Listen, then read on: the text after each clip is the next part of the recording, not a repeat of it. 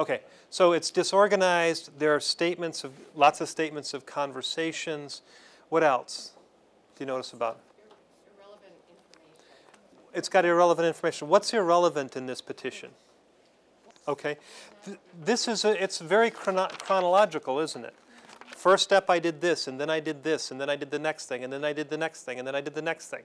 Do you need all of that detail? No. One of the strengths of this petition is it's got the core details that you need, right? I mean, it's all there. The things that you need are there. It's not well organized. What else do you notice about it? Names. Okay, so you would recommend using names. So I did X or something like that. Some other people are saying no. Why no? Okay. What if you just made the substance of the allegation? What if you didn't say I did X, Y, or Z or PS did X, Y, or Z? You could just say something happened, right? The children were interviewed at the Child Advocacy Center, the local Child Advocacy Center. You could just say that. You don't have to say I took the children and had them interviewed. Over here, yeah. Okay, so in this petition, it says two really critically important things, right? One thing it says is other people have investigated this and found not only that they didn't take action, but that there was, quote, no evidence. Do you ever want to put in your petition, for example, here, that the police investigated something and found no evidence? No, of course not. If you have investigated it, it's entirely appropriate for protective services and the police to investigate the same thing and come to completely different conclusions about what happened.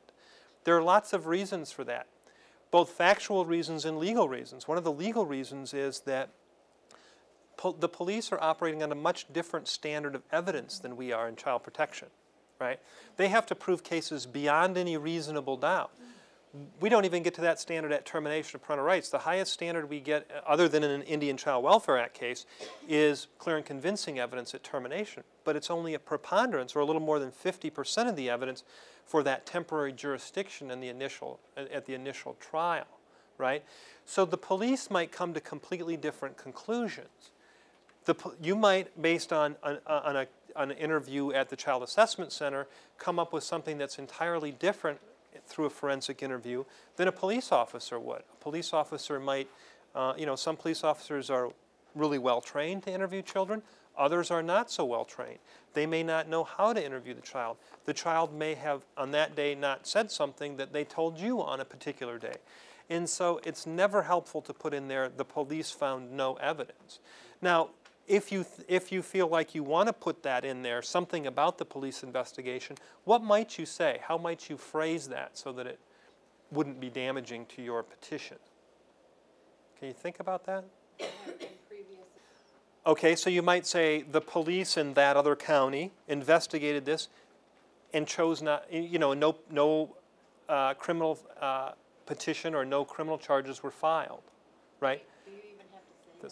You don't have to say that, no. In fact, I don't think you have to put anything in this petition about the police having investigated this case, because I think, as Roberta indicated, it's really irrelevant.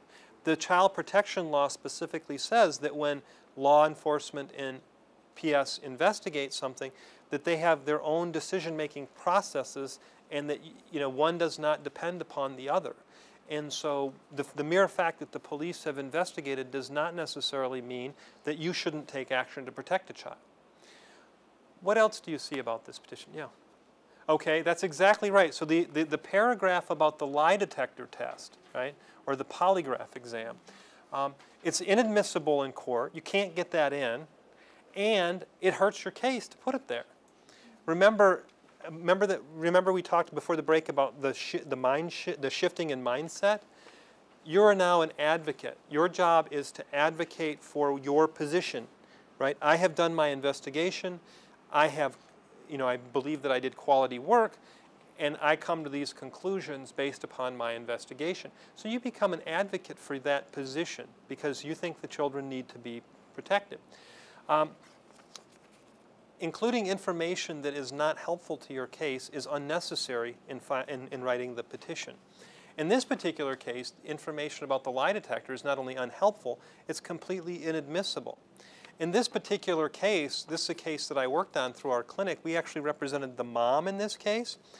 And we got involved in the case before Protective Services filed this petition.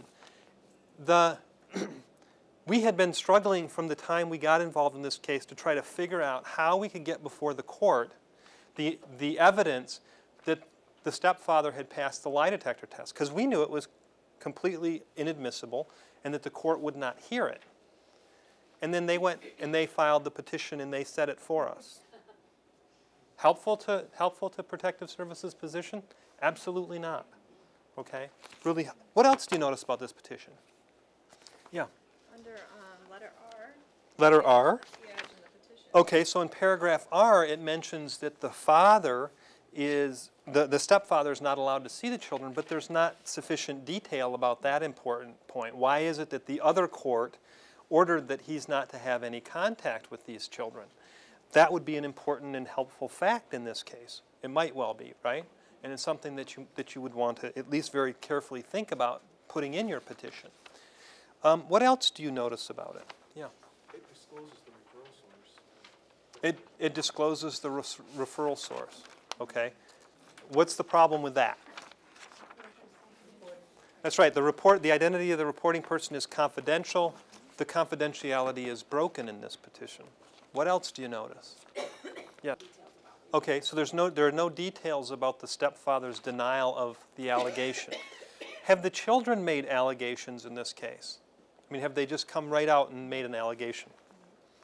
They have not, right? So how do you deal with that circumstance? I mean, the worker clearly thinks that sexual abuse has happened in this case. That's her conclusion, or his conclusion. But you don't have a clear statement of that from the children, so how do you deal with that? Okay, so you might rely on the interview at the Child Advocacy Center to make that allegation out, and you might state that in the petition that when interviewed at the center, the children made statements that indicate sexual abuse, something along that line. Other comments? Yeah. Right. So in this case, the aunt was in one county and made an allegation that the children said things to her, and this PS worker, who's in a different county, learns of that. The aunt tells her, and then at the TDM, and then she says, well, go back and make a referral to that other county instead of herself investigating that. A problem, right? And in what way does that impact the findings that the court, would the court be interested in this? Would this be important for the court, do you think, to know that this worker informed the aunt to contact the other worker and the other worker didn't take the referral? Is that all important? It's not really, is it? I mean, it's not unimportant, but it's just not something that's really a core of what this case is about, right? When do you learn that the worker believes that this child's been sexually abused? The very last paragraph, right? So you've waded through all of these factual allegations, and only at the end do you get to anything that looks like it's an actual allegation about abuse or neglect in this case. How could you remedy that? Yeah, what if the first paragraph here said, Alicia Vermillion and Donatella Black were sexually abused by their stepfather, Mr. Galban? What if that was the first allegation? You think you get the court's attention? Judge would be very interested to know that, right? This is helpful. Remember, each of these petitions, you're kind of writing a story in some sense, right? There's a story to be told here. This is told in a very kind of chronological fashion. The children never came right out and said, he, put his private parts in my mouth or anything like that, right? It's all of this stuff about suckers and exploding suckers and what the suckers taste like and smell like, right? Put up front the crucial allegation and then explain that allegation so that the judge looks at that or the lawyer looks at that and bang, right off the top of the, right at the beginning, they know exactly what this case is about, right? What if that first allegation is, Mrs. what's her name? Galban has a drug abuse problem. She uses crack cocaine and methamphetamine. Boom, you know exactly at the start what that's about. And then you can go on and explain other things if you need to. but you've got that crucial thing. You know, we talk in the law about primacy and recency. The first thing that you hear and the last thing that you hear are going to stick with you, right? The first thing you read and the last thing that you read, they're going to stay with you. So if the first allegation is the most substantive allegation in the petition, the sooner you get to that, the better. What do you notice about the style of writing here? They're like field notes. They're like field notes, right? Okay, so there's lots of problems with the grammar here. There's lots of problems with the usage of words here. And interestingly, Mike said a really important thing there, the credibility of the worker. Remember that when you write petitions, when you draft them yourselves, it sounds like some people in the room don't always have to do this. You've got lawyers helping you with this. But if you have to draft this petition, every time, just like every time you appear in court, you put something in writing, man, that is your credibility on the line. And those judges, those lawyers, they're going to know about who wrote this petition. And the next time around, they're not going to forget that you turned in something that wasn't very well done. You know, how do you remedy that? How do you remedy that? Let's assume it's not an emergency. That in this case, it was not an emergency. This was sort of weeks in the process. How can you ensure that you don't have that kind of thing happen? Run it by your supervisor. Ask your supervisor to proofread it. What other things can you do? Review it yourself, right? Read it very carefully yourself. Have a coworker read it for you, right? If it's not an urgency and you're not going to file the thing today, I mean, sometimes we get in those circumstances where you've got to get it done immediately and it's got to get filed right away. That's a little different circumstance. You're going to have a little different kind of standard in that situation. But when you've got time, set that thing on the shelf overnight and then come back to it in the morning and look at it with fresh eyes. Sometimes that's really helpful. Yes. So scheduling an appointment with the prosecutor before you file the petition, if it's not an urgent matter, and go over that petition with the prosecutor. If they'd have done that in this case, you think that would have been helpful? Yeah. Oh yes. Oh yes. Right? We would have gotten rid of the allegation about the lie detector test that was passed. You could have sort of tightened this up so that you told the story in a way that was more compelling.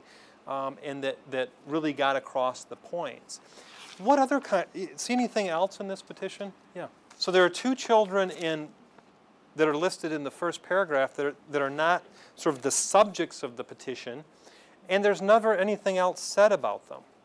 I mean, as a factual matter, what was happening is mom and stepdad lived in one county with their two children, and then these two children lived with their father in an adjoining county, the next county over. And so the kids were living in different places. And the PS worker from this county that filed this petition couldn't file a petition in the other county. The other county's protective services had already denied this allegation, denied this petition, said there was not sufficient evidence to support it. And the police had investigated it, and they had not found any reason to pursue criminal allegations against the stepfather. That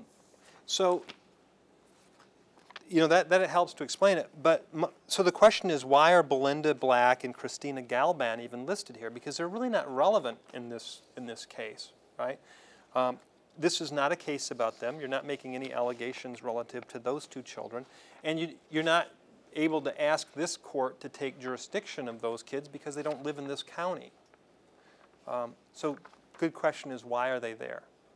So you want to make your petitions clear, right? You want to make it, if you talk about a particular individual in your petition, you want it to be very apparent why you're talking about that person. This is the child who's been harmed. This is the child who's neglected. This is the mother who did or did not do something relative to this child that resulted in the abuse or the neglect. This is the stepfather who's alleged to have sexually abused. Get rid of the rest of that stuff. You don't have to tell the court everything about every step of your investigation. All you have to do is lay out the basics of what the case is about and do it in a way that's clear and articulates exactly what you want the court to know or need the court to know about the case. One of the things that's very, I think, interesting about this petition is if you look in the last allegation, S, it says that the children have been consistent in the story that they have told. The other parts of the petition show that the children have been anything but consistent in the story that they told, right? So if you're going to assess the credibility of somebody who's told you something, which, number one, you don't need to do and you ought not to do, that's for the court to decide on the credibility, you better be right about it, right? It would have been a completely different petition, maybe, if the kids had been, in fact, consistent about the story that they told, and then the worker said they've been consistent and that's a reason to believe them, right? Then when you've demonstrated that they've been inconsistent and then the worker concludes that they've been consistent. So one of the things that's going to be really important as you write petitions is to think about, and we're going to talk about this a bit more later, but I want to just make the point here because it's clear. What we did here is what lawyers are going to do to your petitions, regardless of how well they're drafted, right? A lawyer gets paid to sit down with a petition and to take it apart.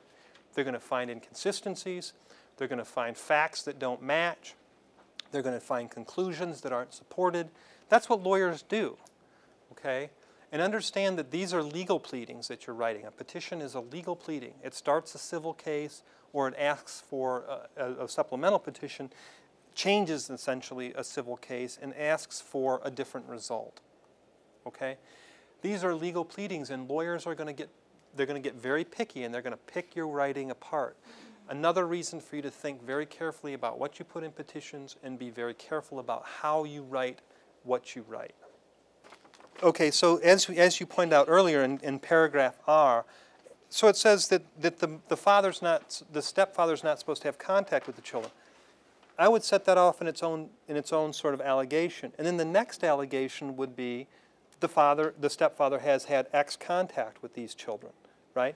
And then the third paragraph is, this demonstrates how mom has failed to protect these children by letting him have contact with the children, even though the court has ordered that he not have contact with the children, right? So it's okay to draw that kind of... Yeah, it's boom, boom, boom, yep. And it's clear and it's tight, right? It's not like the allegation that in this one where the worker draws the conclusion that the kids have been consistent when they in fact have not. I mean, so you've just laid out the facts. There's a court order. He's had this contact, and that's an example of mom's failure to protect. Yeah. Who's going to be mom's primary witnesses in this case? The other county, right? The worker from the other county, right? And who else? Police detective, right? And and all this case is going to be about, if you have to come to trial on this case, is not about what happened to these children necessarily, but one way, remember we talked about framing the case? One way of framing this case is to talk about how unprofessional, how how badly this worker did her job, right? I mean, that's one way of thinking about this case. Our witnesses in this case would have been the protective services worker from the other county who investigated and the police detective. And you can just hold up the petition and say, Judge, the petition itself is so inconsistent that you shouldn't even allow this case to go forward, which is ultimately what happened in this case, is that the petition got dismissed before there was ever a trial, because we just argued that the petition didn't support the allegation. I mean, the petition makes it unclear that these children were sexually abused, and that's the basis on which the agency seeks jurisdiction. Okay?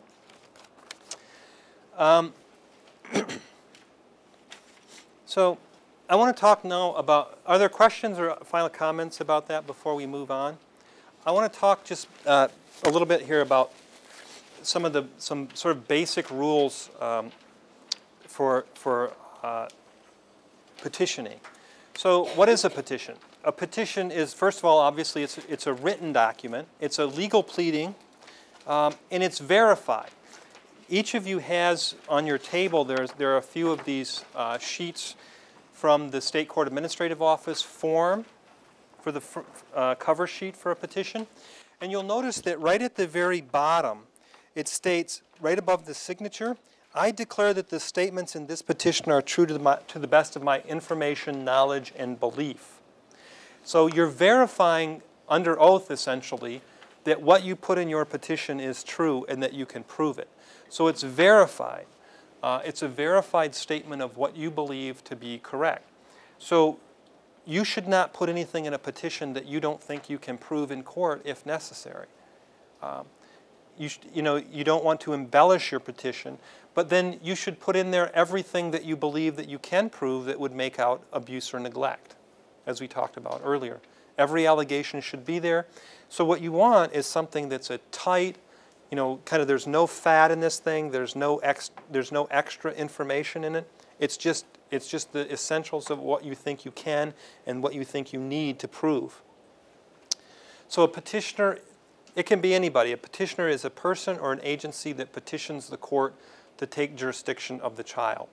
And it doesn't have to be protective services. It usually is, it almost invariably is, but other people in Michigan can petition as well. So, a lawyer who knows about a child being unsafe can petition. A grandparent could petition, for example, a relative. Anyone can petition in Michigan. When the kid has been in foster care for a period of time, then it's a narrower group of folks who can petition, including the foster care worker, the agency, the prosecutor, the child's lawyer. Those are essentially the people who can petition after the child's been in care for a period of time. The law requires that the petition contain the essential facts that constitutes the offense against the child. So what it is that you say that the child did or was done to the child or not done for the child, which constitutes abuse or neglect. And it has to, again, contain a citation to the juvenile code, which is always going to be in that initial petition at least Section 2A and or Section 2B of the Michigan Juvenile Code. And again, if you look at the form petition, it states that the children, come within the provisions of the 2B of the Juvenile Code. It states that. So if you use this cover sheet, then you will have that aspect of the case covered. Now they may come back, the parent's lawyer or the child's lawyer, depending on the particular circumstances of the case, may come back and ask for a more specific statement of what portions of 2A or 2B you're petitioning under. But for the most part, just what's cited there in this cover sheet is going to satisfy the notice requirements that we talked about earlier. Again, we mentioned this earlier, a petition can be amended at any time as long as the ends of justice require, so that, as long as you can amend it in time for the parents to have sufficient time to prepare at the trial, you should be allowed to amend your petition at any point. So it can be based on information and belief. Again, that's in the cover sheet of the petition. And it sets forth plainly the facts that bring the child within the code. So again, I would emphasize that word plainly. It doesn't have to be fancy. It doesn't have to be slick. I mean, it's just straightforward, clear writing. Good legal writing is good writing practice, good grammar, good use of active verbs and that sort of thing. So you want to use good writing techniques. You got to have the child's name, date of birth, those basic facts. You got to have addresses and phone numbers, if you have them, for each of the parents and legal guardian. I want to mention here something about fathers. Sometimes it can be confusing in our cases about who the father of the child is. And so if the child has a legal father, we've got to list the legal father. If we don't know whether the child has the legal father, then you should list everybody who you believe may be the father, right? So you go to mom and she's married to a guy. Had a case recently where mom had been married to a man who'd been in federal prison in Pennsylvania for years. They never got divorced. She had 3 children with 3 other men after he went to prison. And each time they've had to file a petition, and each time we got to come in and sort of sort out the paternity of these children. Because the guy who's in prison in Pennsylvania is the legal father of the children. So his name goes on the petition, even though the biological father is somebody else. All right? When a child has a legal father, you're not supposed to put anybody else's name on the petition as the father. So you see these petitions where the legal dad's, Joe Blow in prison in Pennsylvania, but the putative father is John Smith here in Ingham County, right? You're not supposed to do that. these days. If there's a legal father, that person's name goes on the petition. Okay? If you're unclear as to who the father is, or mom, maybe mom was a prostitute, I've had a few of those cases, and she doesn't really know for sure who the dad is, you can put unknown. If she names somebody, you can put his name in there. And of course, you may have one mom who has three children and has 2 or 3 different dads involved in the case. So you want to list everybody who is, a potential father. Again, if there's a legal father for this particular child, that's the person whose name needs to go on the petition. So the question is, what do you do if you have a legal father? So mom's married to the guy in Pennsylvania in prison, and the biological father is there living with the family, helping to take care of the children. Does the court have an obligation to provide blood tests or any of that sort of thing? The answer to that is no. Because the child has a legal father. The court is uninterested in who the biological father is because there's a legal father. The court cannot proceed against the biological father, and the biological father has no legal authority to come into the case at all. He's just a legal stranger to the child, essentially. And that's a hard pill for a lot of people to swallow, but that's the way our law is today. So you could, as Carol points out, you could provide services to that individual. There's nothing that would prohibit you from doing that. That person may be a non-parent adult as it relates to some of the children in the home. So he might be able to be named in the petition in that way, but he can't, the court's not going to look at him in terms of his being a father of the children. There's a process. Now, if mom comes in and says to the court, he's the biological father, I'm married, there's a legal father, but he is not the biological father of this child. My husband is not the father of this child. Then the court can make a finding that the child was born out of wedlock. If the court makes that finding, the biological father can go and file a separate lawsuit, a paternity action, to try to establish his paternity. That's a big separate process that can be gone through. But the juvenile court or the family court these days, could make the determination that the kid was born out of wedlock. But if mom says, I don't want him involved, or what do you do in a situation where there's a legal father, so she's got a husband, but she has an affair, she has this baby with this other man. He has no standing, the biological father has no standing to come in at all. And if the legal father wants to parent the child and be considered legally to be the father, the biological father is basically, blocked out of the case completely.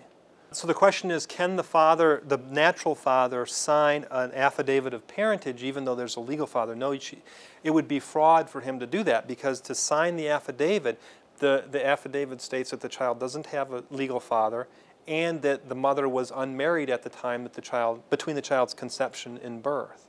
All right. Paternity gets very complicated, and we're going to do another training on that sometime down the line in a couple of months. But one of the things that I would strongly suggest that you do if you have questions about fathers in your cases is that you talk to your prosecutors or your attorney generals, whomever it is that represents you in your county, and work these issues through with them, because they are very complicated these days. And even some of the lawyers and some of the judges around struggle with trying to get apply the right rule in the right way. So it's very complicated to deal with. Okay, so the question is, do you have to terminate parental rights on an unknown father if you don't know who the father is, or if the child has a legal father and there's some other person who's If you're already alleged? in the termination process on mom and Right. you want to get the kid ready for adoption. Right. The answer to that is no. You don't have to terminate on unknown or John Doe. In some counties they'll say terminate all unknown, John Doe, those kinds of fathers. You don't have to do that anymore. There was a case by the Michigan Supreme Court about 3 or 4 years ago, Enrique K.H., in which the court clarified this and said, unless the person's a legal father, they don't have to be named. If the child has a legal father, that person has to be named. If they're not legal, they don't have to be named. Now, if you've gone through early in the case, there's a process for the court to notify putative fathers. So let's say you've got mom. She's unmarried. She's got a child. She says, John Smith over there is the father, but he's never established paternity. We were never married. He's never signed papers, etc. The court would have to provide notice to John Smith and then have a hearing to determine whether John Smith's rights are still valid. But once the court goes through that process, the court can make the determination that John Smith is entitled to no further notice in the case and is not a party to the case. So once that's been done, then you're released from the obligation to notify or name him. Right, so he has no parental rights. Because so the question is, what happens if you get a situation where you don't terminate on an unknown father, the child is adopted, and then the unknown father comes forward and wants the child? He has no rights because he has to assert his rights. He doesn't get parental rights until he signs the paperwork or until he's essentially established his legal relationship with the child. So he's not legally the child's father, even if biologically he is. Well, so the court is going to be required to make those efforts to notify a putative father. I don't want to get too far off on putative fathers because we're going to lose track of what we're doing here. But again, talk to either your prosecuting attorneys or your attorney generals when these issues come up, because they get very complicated and there are lots of factual sort of changes and nuance to it. So that's a really helpful resource. There's, on the DHS website, there's the absent parent protocol, and it will talk about, it's pretty short, and it will talk about these putative father issues. So that's a good resource for you to look at. And again, always remember to talk to your prosecutors, your attorney generals, because these do get complicated, these questions about putative fathers. So we've been talking about parents when you don't know where they're at. If you don't know where they're at, then you should, if you can't find the parents, and sometimes that happens, you may know the nearest known relative and you have to name them in the petition. So the child has been abandoned by mom and dad with grandmother. Grandma doesn't know where the parents are at, and there's the child. So you want to name the nearest known relative. You have to, there's a space on that form sheet, on that form cover sheet, for you to list the court number and the court county for any previous case. So maybe you're working here in Ingham County and you're dealing with a child who, and there's a custody case out of Jackson County where the family had previously lived in Jackson County, and there's a child custody case. That's why that's there. You want to put in there the number in the county for the prior case. So it's a Jackson County Circuit Court case number, 08123. And it's a custody case. And on the cover sheet also, every petition has to contain information about whether or not the child is a Native American or Indian child, and would qualify for the under the Indian Child Welfare Act for that unique law to apply. You'll notice kind of near the bottom of that form there are a number of check boxes that can provide the opportunity for you to ask the court to do a number of things, right? So this is what lawyers will sometimes refer to this as the prayer for relief. Here it just says, I request the court to do one of the following things: refer the matter, authorize the petition and take jurisdiction, remove the child, remove the person who committed the abuse, take temporary custody or take permanent custody. So, just by checking those, you meet a lot of the basic requirements of the petition rule and statute.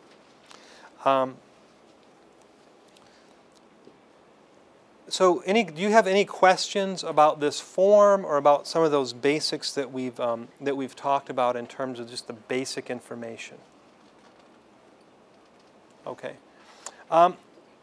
So I want to talk about some specific rules about drafting the petition. So you've got this form sheet that you're going to fill out. That's pretty straightforward. But then you're going to have to do something that looks a little bit like that one we just critiqued, where you're going to have to make certain specific allegations in the petition. Again, every county does this a little differently. For example, one of the counties that we work in requires that we file a separate face sheet for each child, because they have their cases filed under the child's name. So each child, you may have 3 or 4 children in a family, will have 3 or 4 different files. Other counties will file them under the name of the mother or the father, and you'll have one petition face sheet, and it'll have 3 or 4 children on it. And so that's one of the county-specific kinds of things. But you want to sort of look to your county to try to figure out what goes on in your county, what's the specific rule in your county. Again, this is a petition is a pleading in a legal case. It's a civil pleading. It's just as if you're starting a lawsuit. So it's just as if you are, those of you who are writing these yourself, you're doing essentially the work that a lawyer would do. A lawyer would write a petition, write a complaint, and start a lawsuit. And that's exactly what you're doing with your petition. You're starting a lawsuit. Remember that this is a piece of persuasive writing, right? You're trying to convince somebody about something. You're trying to convince a judge that he or she should take some action on behalf of a child. So you have to persuade that person. You want to make sure that the facts are accurate. You know, think about the petition that we critiqued a few minutes ago. Are those facts accurate? But on the other hand, you don't have to include every single fact that you know, right? This worker in this petition we critiqued knew that the stepfather passed a lie detector test or a polygraph test, but she has no obligation to put that in her petition, and it shouldn't be there because it's not legally admissible. And you want to shape the facts or shape the writing to tell the story that you need to tell, right? So again, like we talked about earlier, this would have been a completely different petition if the allegation of sexual abuse had been the first allegation made rather than the very last allegation after all of these kind of complicated details were provided. Think about who's going to read this petition. Especially think about the audience of the judge or the referee and the lawyers. We talked a little bit about the lawyers before. If you've written your petition well, when the judge or the referee, now remember their job is to be neutral. Their job is not to take sides until they've heard the evidence. But when they read your petition, it should make sense to them, right? They should get to the bottom and say, yes, this is the correct answer. Removing these children is the right answer because this petition supports that. Or terminating parental rights is the correct answer in this case because the facts are here to do that. Now the judge isn't going to make that decision, but that's kind of what you're aiming at, right? Again, you're trying to persuade someone with this piece of writing so that when you get to the bottom, you get to the end, to your conclusion, that the conclusion of the reader is the same conclusion that you draw from these facts. Understand that lawyers in particular will not read these things neutrally. Again, they're going to look, they're reading them as advocates. They're looking for holes. They're looking to punch holes in what you have written. They're looking to find fault with it. And they're going to take issue at every step of the process if they can. And so that means that when we write petitions, we have to be very careful. It's a very helpful exercise when you've got the time. You're drafting a petition, sort of when you put it back on the shelf and you come back to it the next day, like I said earlier, come back to it and think about it. How's mom and dad's lawyer going to read this? Where are the weaknesses in this thing? Is it a weakness in the case, or is it a weakness in my petition? In other words, do I have facts that I haven't included here? Do I need to elaborate my facts a little more? Think about it in that regard. Try to put yourself in the shoes of a lawyer looking at it from the other perspective and try to see if it holds up under your own scrutiny. You know, ask a supervisor or a coworker to go through that same exercise. Hey, can you take a look at my petition and tell me, you know, where are the weaknesses, what are the problems? What questions do you have after you read this? So it's probably a really simple point, but petition writing is legal writing.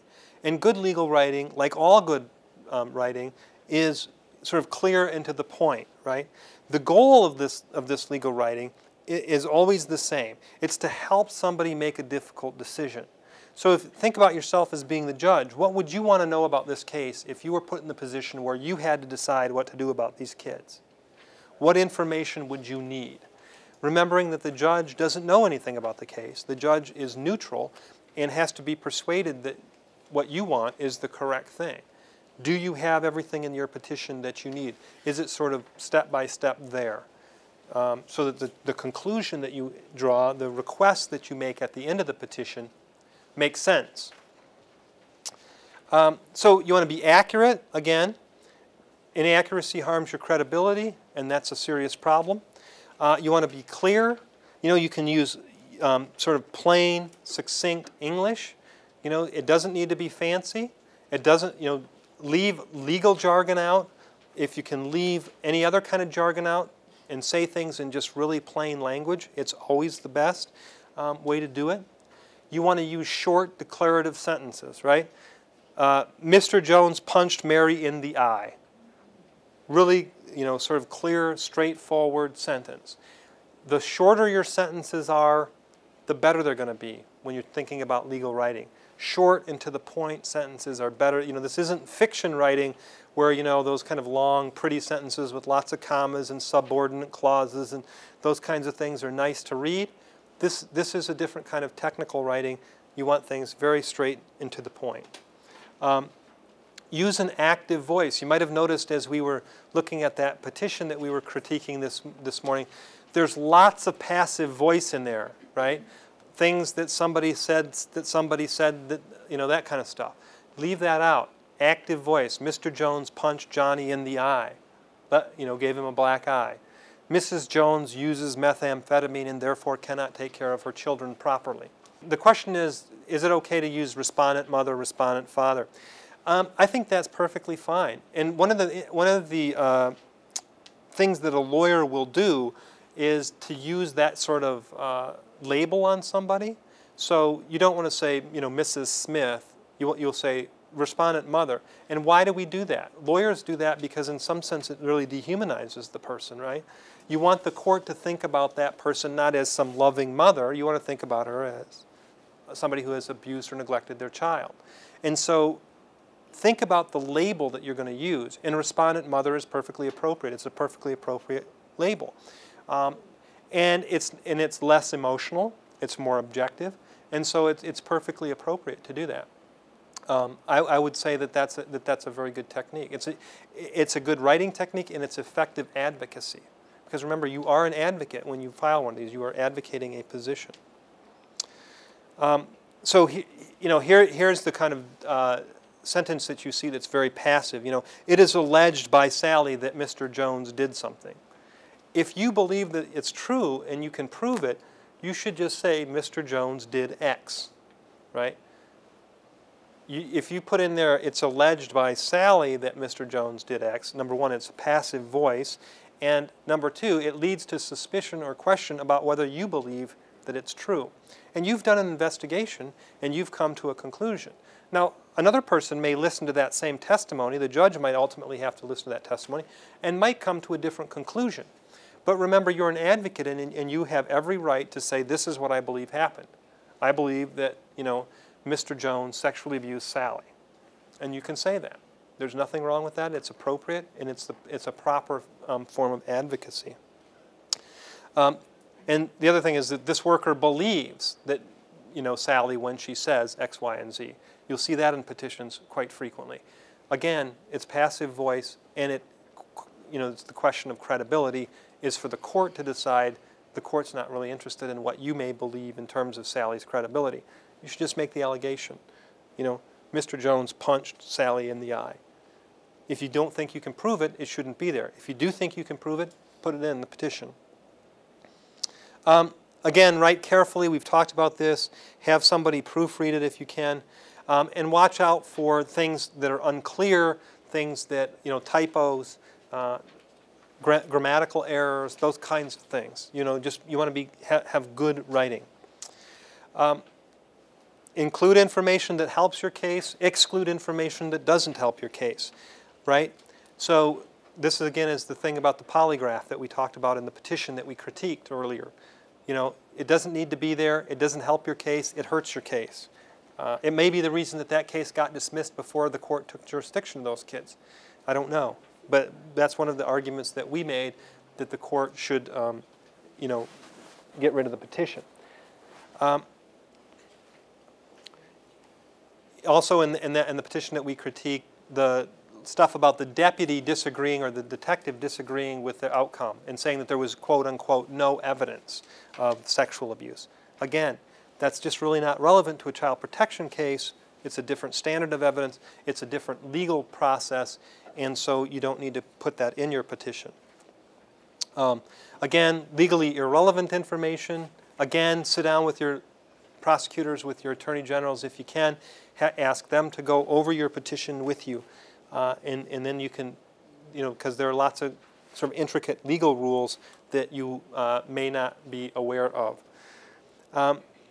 You have to have a citation to the Section 2 of the Juvenile Code in a temporary custody petition or in an initial petition to terminate parental rights. If you just use the SCAO form that we just were talking about, you're going to have no problems with that. It's all right there in that form, and if you just fill out that form properly, you will have hit all of that basic information that you've got to have.